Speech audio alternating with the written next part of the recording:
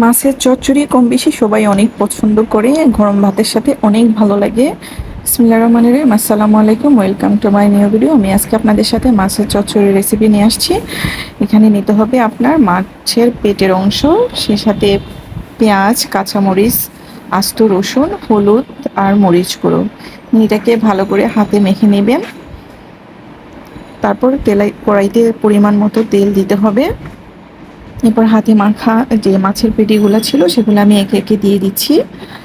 দেখেন মানে কালারটা অনেক সুন্দর আসছে, কারণ আমি মরিচ গুঁড়ো, হলুদ গুঁড়ো ইউজ করছি। আর পাতিলের মধ্যে যে পানিটা ছিল সেটা দিয়ে দিলাম।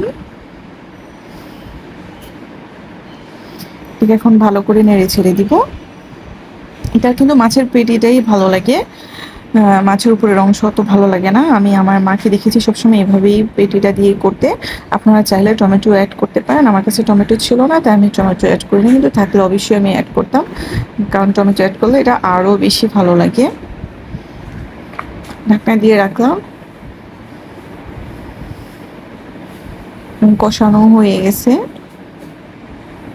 দেখুন পেটিটা হয়ে গেছে। আপনারা চাইলে এই অবস্থায় খেতে পারবেন, আবার চাইলে আপনারা পানি অ্যাড করতে পারবেন।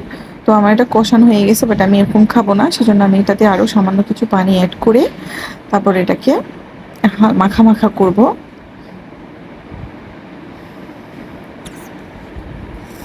খুব বেশি না, সামান্য পানি, কারণ মাছ হতে কিন্তু বেশি সময় লাগে না। আমরা যেহেতু মাছটা কষাইছি তার মধ্যেই কিন্তু আমাদের মাছটা হয়ে গেছে।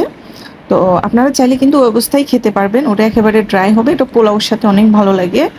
আর যদি সাদা ভাতের সাথে খেতে চান তখন কিন্তু একটু হালকা পানি অ্যাড করে আবার কিছুক্ষণের জন্য রেখে দিবেন।